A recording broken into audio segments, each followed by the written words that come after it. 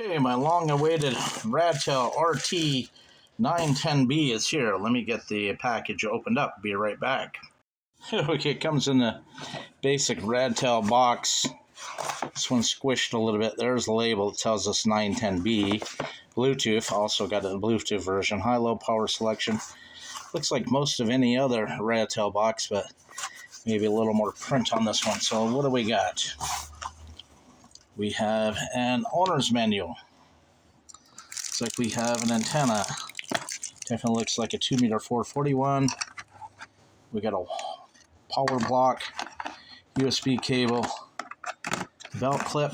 Over here's the radio. And I bet they got the battery attached. Yes, they do. I don't know how they can ship them with the batteries attached. So let me just get things out. Let me get things put together. Let's see what we have here. Okay, so we got the battery. Well, the battery came on it. No name. 3, 4, 5, 6, 7, 8, 10, 13. It looks like there's a bunch of frequencies into it. Let's get the programming hooked up to it. And let's see what this thing has for channels into it. I'll be right back. Okay, so here's my radio file, code plug, however you like to call it. Been working on this thing. There's one quirk. If you open up the radio and try to view the zone things down here at the bottom of the screen, right down here, you will not see it.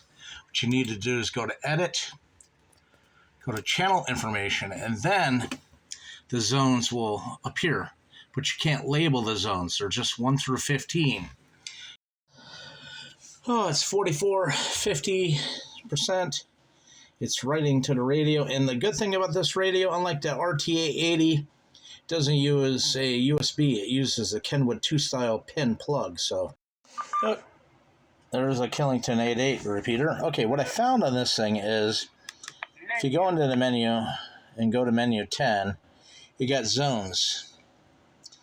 You have to remember what you put in what zone. So 1 have 2-meter frequencies, 2 is 440, and 3 is 6 meters. But if you rotate the dial, or the up and down here, 2, 1, 64. and go through your 64 channels, but in order to go to the next zone, you can't split zones from VFO to VFO. Menu. Got to go in your menu and select your zone. So that's the quirk, but it kind of feels plasticky, a little bit cheaper build, at least the belt clip did, but the radio doesn't feel bad, feels good in the hand. It's a big bulky radio. Let me get the 470X and show you the comparison. They're got to be about the same size. Okay, here it is next to the 470X. The 470X has got the black and red. This has got the silver and slight green. Let me key up on my All-Star node, AA1PR. I don't know if the camera is going to focus on that, but it goes green and stuff. Yeah, the camera does not like to focus on these colorful displays. I don't know why. I apologize about that, folks.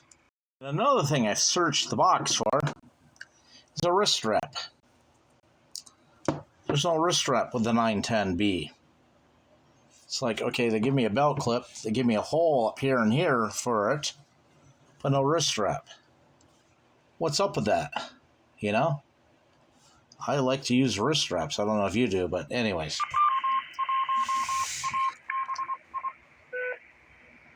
Oh, why is that one on GMRS? Oh, I had it scanning. Okay, so in order to scan on this thing, I'm looking at it. I had to go back in my CPS software, and so the only way to scan is push and hold 1. And that scans. It scans faster than some of the other Radtels, I must say. So that's an advantage. But again, it only scans the zone you're in. You can't split bands between the VFOs. Everything has its limitations.